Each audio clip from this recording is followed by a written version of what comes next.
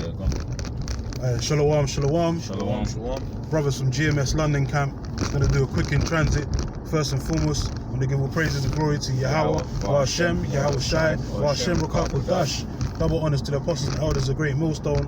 Braka Dam to the hopeful elect. Now you know the times that we're in, man. The year to turn up. There's all kind of travesties and sedition growing up, uprisings of the people going on right now. You know, situation with Roe and Wade. The abortion courts being law being overturned, and these women are upset, man. These Evites are emotional, but that just shows that, you know, your power that you had in allegiance with the so-called white man, the devil, that even Satan, that even the serpent bargain that was made back then is coming to its latter end, man.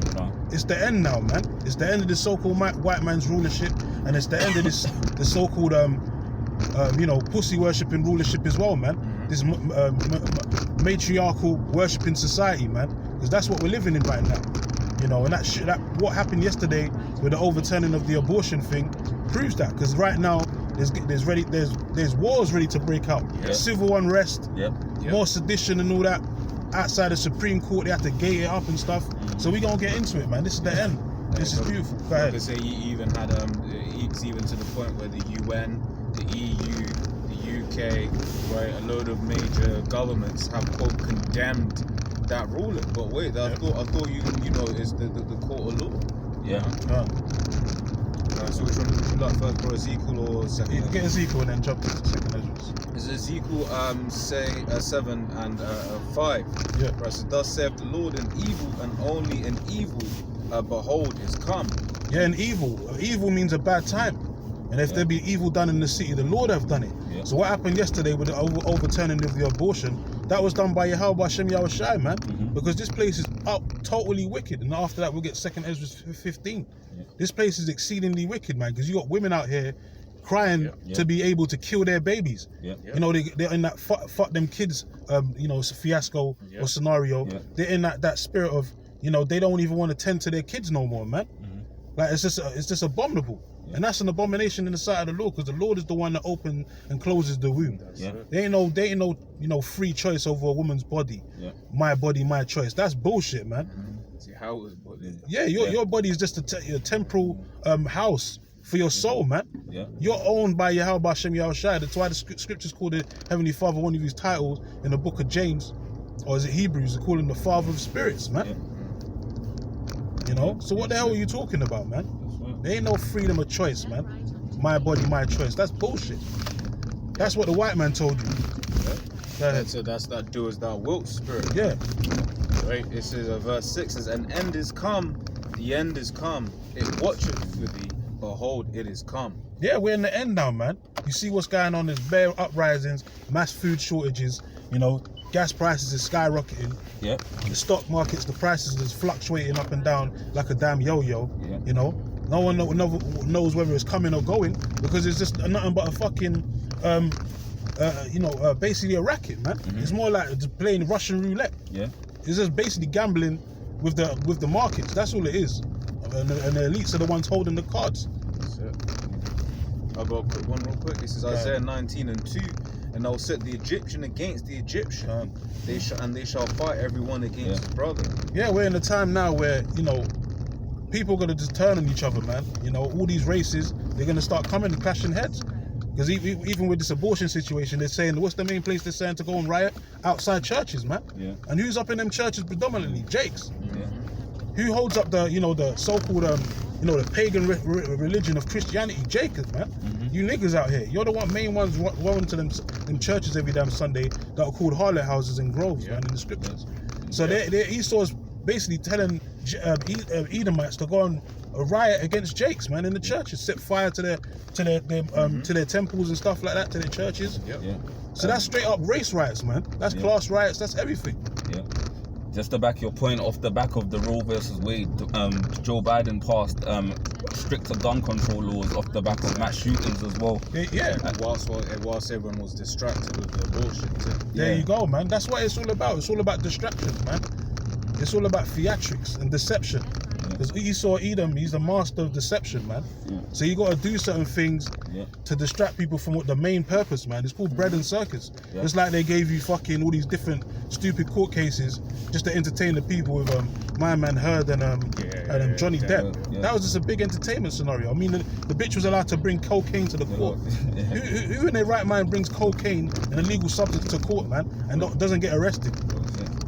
That's a Class A drug, man. She should be in jail for that alone. If that was Jake would have got hemmed up live on TV. Well, that happened. That happened with one of them. Was it Reagan? Reagan basically was on that documentary about called Crack. Oh, the Crack on Netflix. He basically war on drugs. One of them presidents basically founded Jake. Said, told him bring the drugs in it. And then he stitched him up. Stitched him up. And he got arrested. They nicked him. Yeah. And he told him to supply the drugs. So that just shows you, man. It's all the fun and games, man. It's all theatrics and deception by the devil. Yep.